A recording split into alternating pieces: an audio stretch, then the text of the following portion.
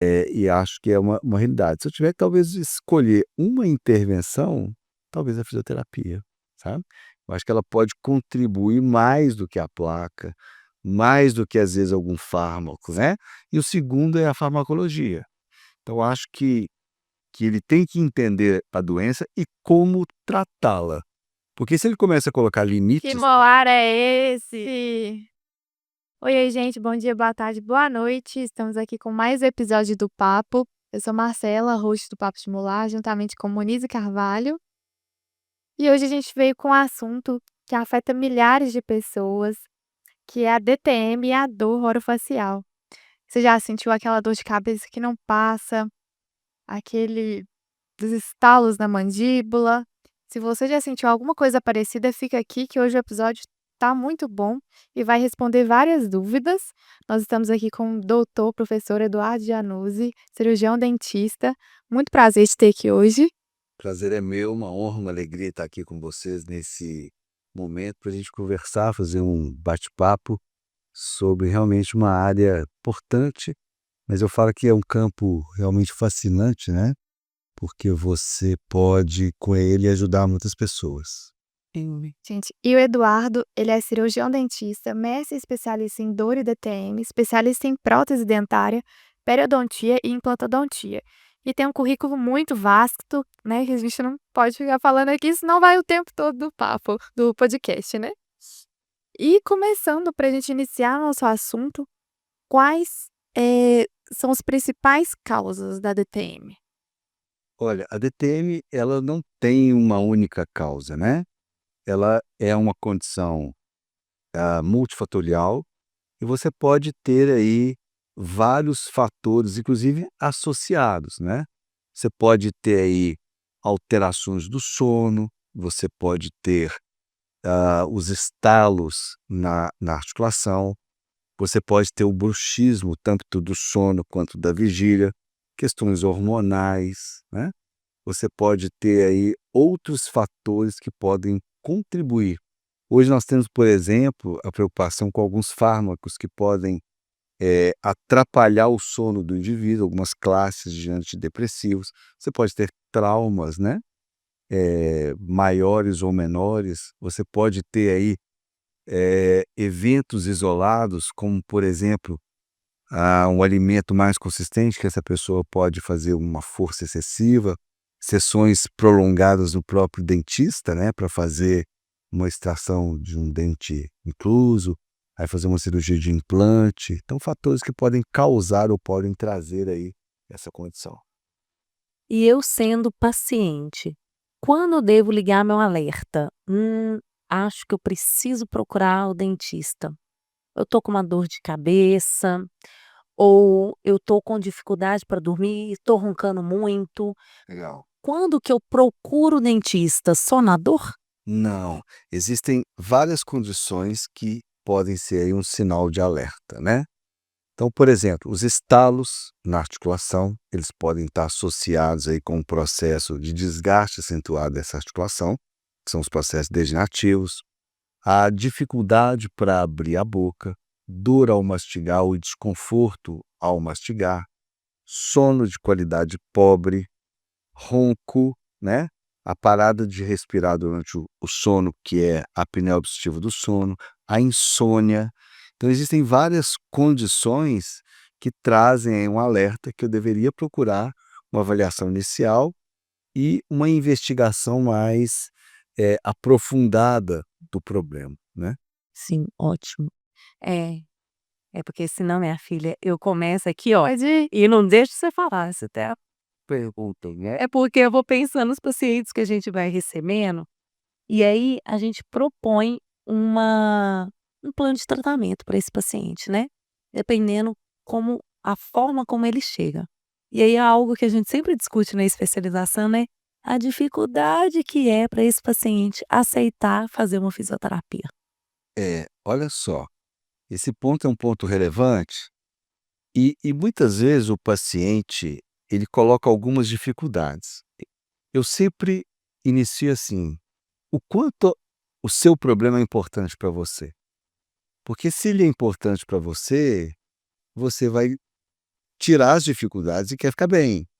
Agora, se isso não é relevante, qual foi o motivo que te trouxe aqui, Uhum. né? Então, o primeiro momento é entender o quanto aquilo é importante para ele, né? Então, se ele busca o controle da dor, se ele busca o controle daquele problema, um sono de má qualidade, não abrir a boca, ele tem que entender que algumas condições são importantes.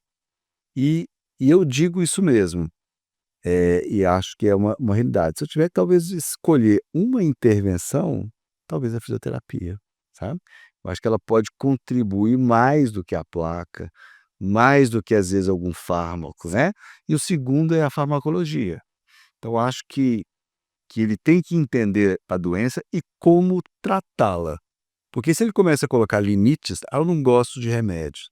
A gente não gosta de tanto de coisa, né. Mas quando você tem uma boa prescrição, onde ela te traz mais benefícios e nenhum ou quase nada de efeito adverso, por que não tomar, né? Sim. Então acho que cabe muito ao profissional a explicação do problema, né?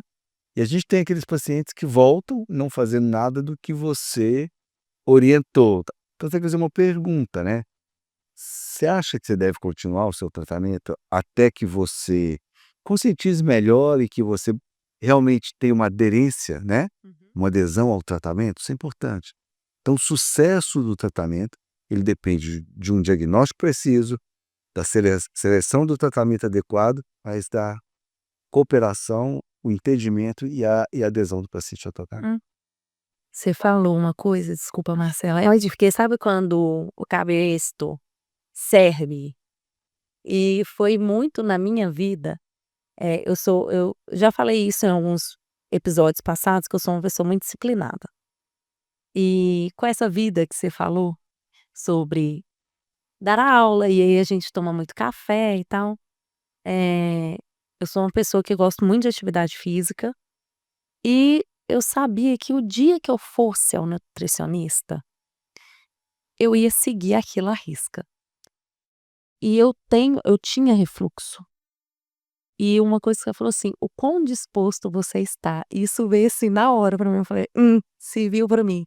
O quão disposta eu estava a mudar a minha dieta, porque, eu amo comer, e quem é meu paciente As coisas da vida, né? gente, eu sou alucinada, eu amo, assim, eu tenho prazer, taurina, e eu faço jus a isso. Eu falava assim: "Ai gente, aí eu vou ter que deixar de comer as coisas que eu gosto". Mas aí vem a questão do parâmetro, sabe? Eu não lembrava o que não era ter refluxo. Eu não lembrava o quão bom era dormir bem. E eu vou te falar que quando a gente tem um parâmetro do que é bom, a gente fica disposto a mudar. Você experimenta os É. benefícios, né? E aí eu experimentei o benefício do que é voltar a dormir bem, e eu sinceramente eu não lembrava do que não era ter refluxo. É.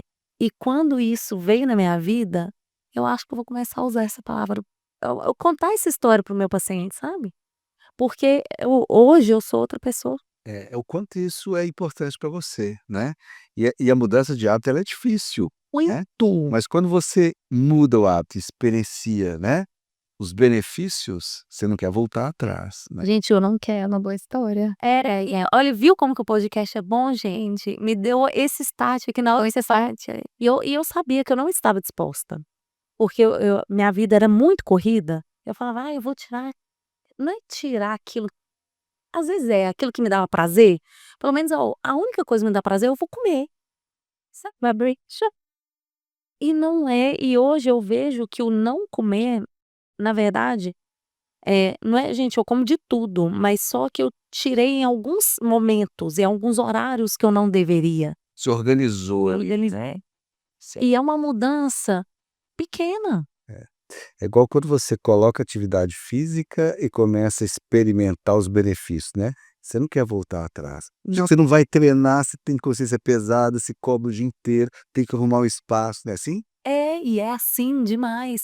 E eu estava conversando isso hoje com um paciente. Eu falei com ele: "Olha, tem coisas que são inegociáveis". Eu falei isso com ele: "Tem coisas que são inegociáveis, e a atividade física é inegociável". Faz diferença. Nada. É. Faz um bem, assim, para o seu sono. E é um paciente que, né, reclamou de dor mesmo muscular, o dele é mais tensional mesmo. Então, assim, a atividade física é inegociável. É igual a fisioterapia e realmente o Ela paciente ela faz a diferença, né.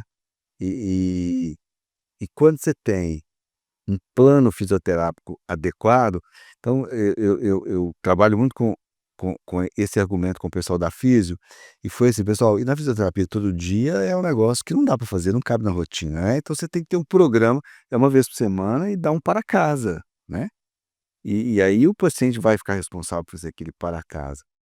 E com essa história do online, às vezes tem algum programinha online para você poder fazer também. Ah, a pessoa não faz, depende do quanto isso é importante para você, sim, né. Então é essa conscientização, o que você explica da importância e aderência do paciente ao tratamento, né. Então isso é importante explicar na consulta, né. muito. Gente, falando de hábito, né, que a gente já falou um pouco sobre a privação do sono. Além da privação do sono, existem outros hábitos que podem piorar a dor, a DTM, a dor, Oi. por exemplo, Dieta, dieta, né. privação. Você tem aí as telas de uma forma excessiva hoje, Uhum. eh, o sedentarismo, né, faz realmente esse tipo de impacto, né. E vários outros hábitos que você percebe que nesse dia a dia, ah, as pessoas emendam aí a rotina, né. Então privação do sono é um dos grandes hoje, né. E É, estresse, ansiedade, tudo isso misturado com a falta de tempo, né, eu acho que isso aí é um fator realmente importante que você vê que se impacta.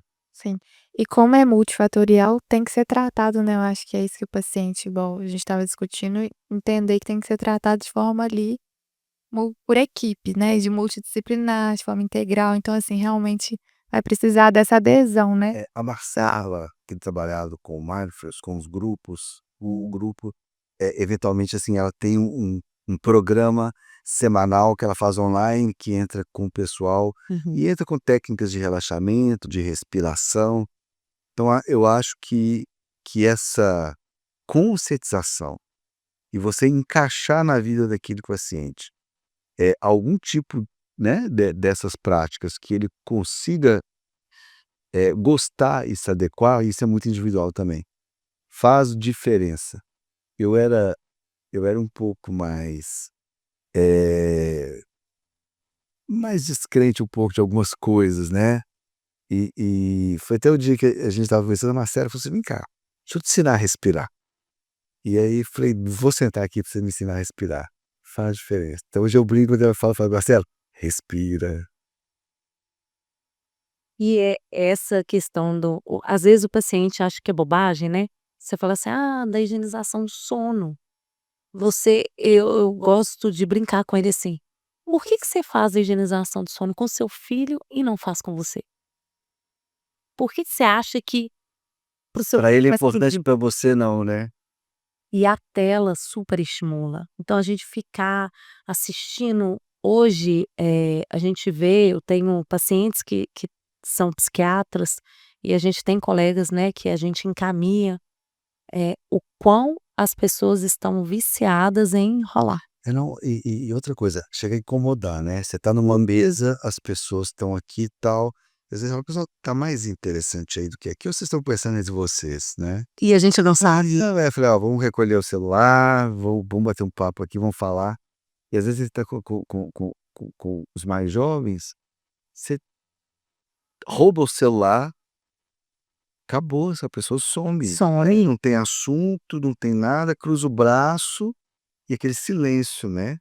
Então vamos conversar um pouquinho, conversar de quê? Né, então, sobre o quê? Então isso assusta um pouco, né. São hábitos, né, que a gente foi adquirindo com esse tanto de tecnologia que vai gerando ansiedade. Então, a tela reforça a ansiedade de querer, eu falo que é um vício mesmo, parece que se você não pega um celular, aquilo te gera uma ansiedade porque você não sabe o que está acontecendo. O acordar e já procurar o celular, né. A gente influencia muito na nossa retenção mesmo de qualquer, por exemplo, você vai ler, você ficar muitos dias ali rolando aquela coisa, né, você sente um vazio na mente, aquela coisa, eu aprendendo no meio da forma que eu estava, assim, acostumada, parece que realmente nosso cérebro vai ficando ali preguiçoso, né. Então é uma coisa bem Eu gosto muito do papel, eu gosto muito do físico, assim, eu gosto do livro, eu Eu gosto do também, papel do artigo, eu vou também. rabiscar. Também. Eu adoro pegar um livro para ler à noite antes de dormir e passar o papel. também. Isso para mim é sensacional. Tanto ler quanto fazer exercício também, sei lá, eu sempre prefiro. Pelo Oxi. caderninho anotando, falo: "Ai, que bom, eu vejo que eu não estou tão fora do contexto", né. Isso é importante. E falando em hábito, eu falo que a gente pega o paciente desde a hora que ele está sentado na cadeira da recepção Aí você já percebe. até sentar na nossa cadeira. Então eu falo assim, a forma como ele saiu foi andando.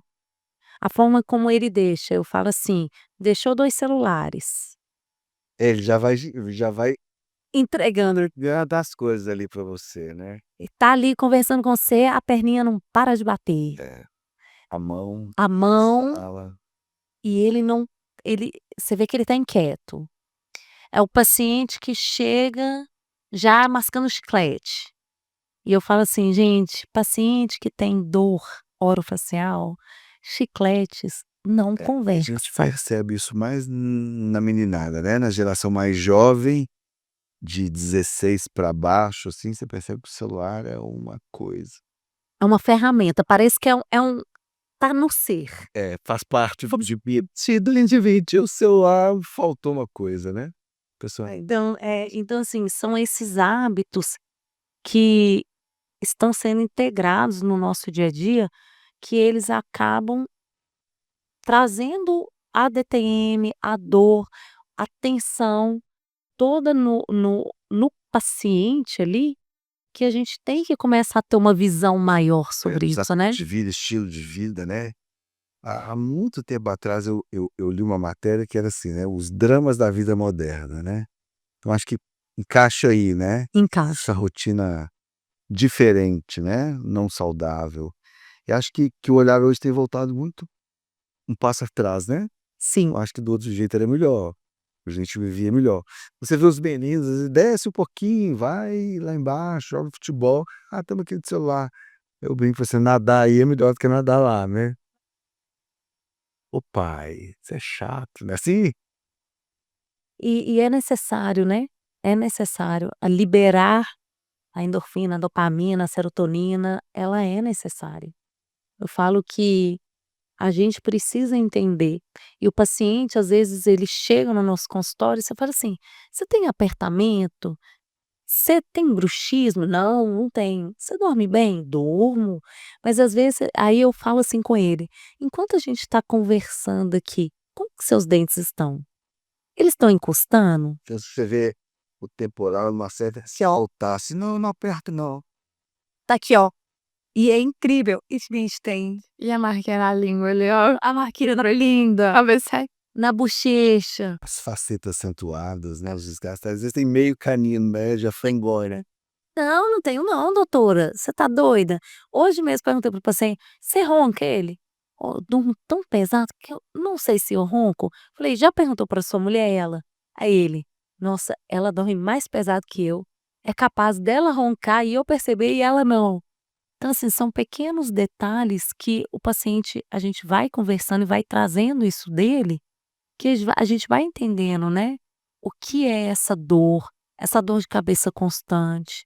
Às vezes a pessoa ela já vive ali com aquela dor de cabeça há tantos anos, que ela esquece, Já faz parte, já né. faz parte dela essa dor de cabeça, o zumbido. É, tem muita condição que ela se mistura, né. Eu Sim, às vezes converso com a Thaís sobre sono e tudo, então assim, tudo que fragmenta sono, né, te gera bruxismo do sono, né. E aí você tem que identificar se isso é um bruxismo primário, secundário, né, e hoje muitas drogas antidepressivas, né, Sim. elas podem ter um impacto, uma repercussão no sono, além do bruxismo de vigília, que tem também uma repercussão no sono, né, e aí entra tudo isso, né, ansiedade, estresse, esses hábitos, né, são os estressores do sono, né. Então a gente tem aí que estar muito atento durante a etapa de avaliação do paciente, e mudança de hábito é um negócio difícil, né. Nossa senhora. É como você falou de você, né, mas você a palavrinha mágica está aí, né, disciplina. Disciplina. Então se você consegue organizar, ter disciplina, mas se isso é importante para você, você vai ter uma aderência bem boa ao tratamento e vai mudar e vai correr bem. Agora você pode fazer tudo que você quiser, seu paciente não vai fisioterapia, não toma medicação, não tem mudança de hábito, e ele volta, ele quer só a placa, né. Então me Sim. dá o símbolo que eu uso, né, que é a placa. Então, Um bom paciente. sim, talvez seja o menos importante no tratamento é a placa, né. Então a gente tem que explicar isso muito bem para o paciente e até o próprio dentista, né. Às vezes ele quer fazer uma placa para o paciente e não explica o contexto, mas por que não melhora, né. Sim. Porque senão eu sempre brinco assim com o meu paciente: "Eu não te quero um paciente placodependente. Eu não sou esse tipo de dentista, que você, coloca a placa e tá resolvido". Não, não é assim que funciona. Não é por aí, né. Não é toda Não tem signos de deficiência de aqui.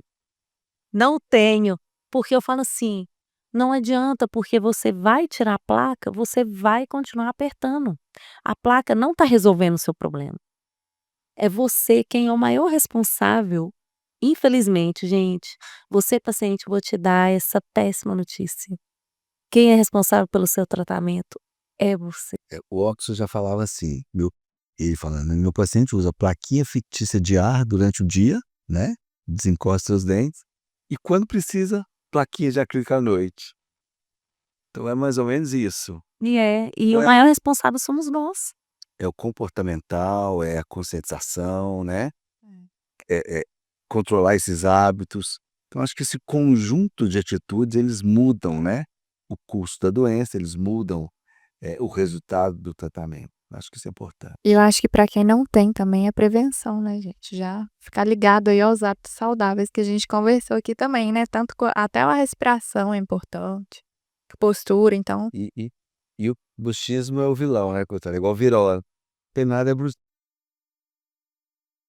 E pior que é, gente. E pior que a gente se a gente não entende, eu falo que às vezes o paciente também já está tão acostumado que vai: "Não, doutor, é porque eu tenho bruxismo, aí é, é só colocar a plaquinha e tudo se resolve", mas não é só, viu, paciente? Você tem que escutar aquilo que a gente conversa com você. Fisioterapia extremamente importante e infelizmente não paciente às tem muita vezes adesão. o paciente não vai aderir e tem que ir lá, né, tem.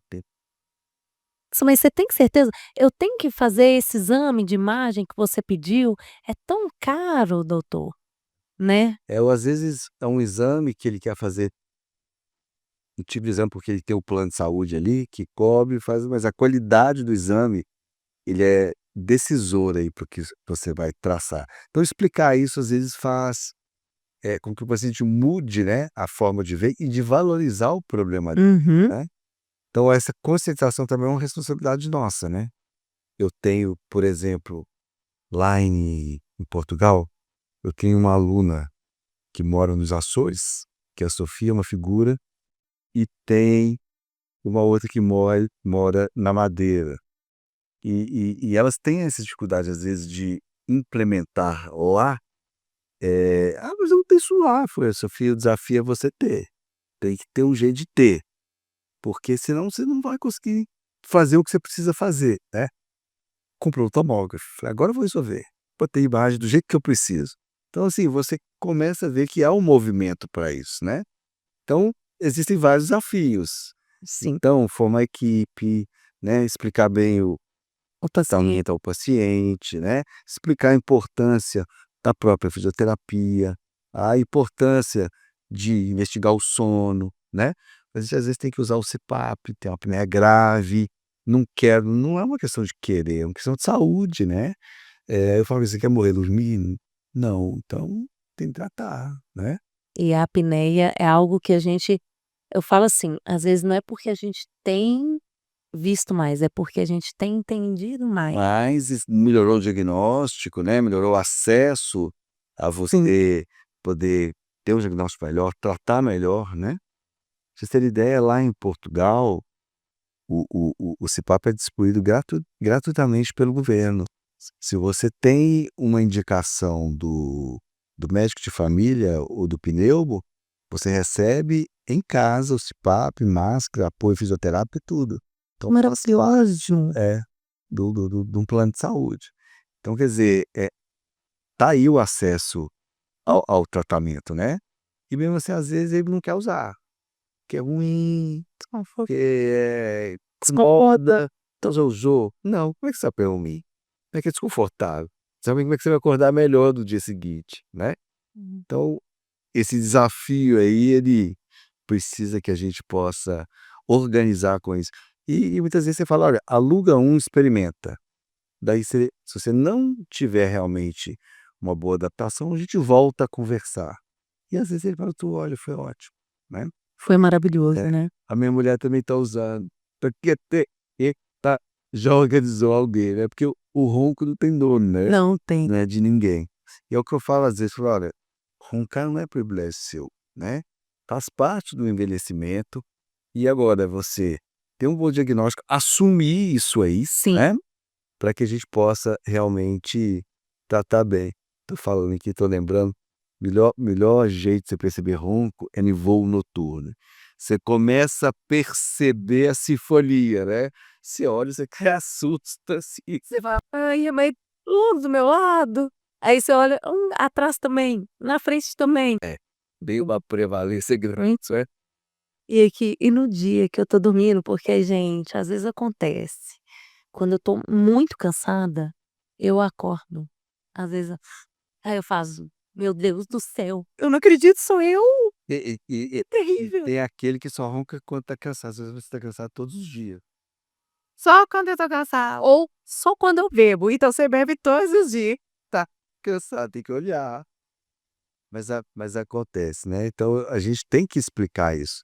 E às vezes você pede para gravar, né, usa um aplicativo para gravar, para poder tentar identificar alguma coisa, e a pessoa fica constrangida às vezes de trazer, então ela nunca grava, né. É. Eu falei: "Olha, pode trazer e grava, não é vergonha nenhuma. Vamos ouvir juntos aqui. 'Ah, doutor, você vai ouvir, isso é muito'". Eu falei: "Boa, então você já conscientizou. Então vamos fazer uma polissonografia aqui, vamos i identificar o que que você tem, né, se é uma apneia grave e tem que buscar tratamento". Tem que buscar. Então esse desafio aí do convencimento, né, da explicação, ele é por tempo, mas depois a pessoa percebe a evolução, os benefícios, né. E ela Né, vai e voltar também. quer voltar e: "Nossa, ainda bem que o senhor insistiu comigo", né. Ou isso é bom, isso é gratificante. É gratificante. Gente, infelizmente tá chegando ao final do nosso episódio, passa muito rápido, a conversa tá muito boa. E vamos para bate-bola? Bom, Bora! DTM tem cura? Dependendo da DTM tem, mas dependendo da DTM só controle, né. Uma dor muscular transitória, uma noite de sono mal dormida, uma dorzinha, tem cura, né. Um estalo, às vezes não. Uma enxaqueca, também às vezes não, mas são controles e que tem boa resposta. o que que acontece se a DTM não for tratada? Pode evoluir. A gente já falou muito, mas só para frisar, né, existe, relação entre a DTM e a apneia do sono? Existe. Quais hábitos do dia a dia pioram a DTM? Apertar os dentes, né, o bruxismo de vigília, abertura excessiva, sono de qualidade ruim, privação de sono, são condições que pode piorar. Dá para prevenir a DTM? Dá. Qual o maior mito sobre DTM? Talvez se tratar pela oclusão, né. Sim. Sintoma que nunca pode ser ignorado. Dor. e uma dica prática para quem sofre com dor orofacial.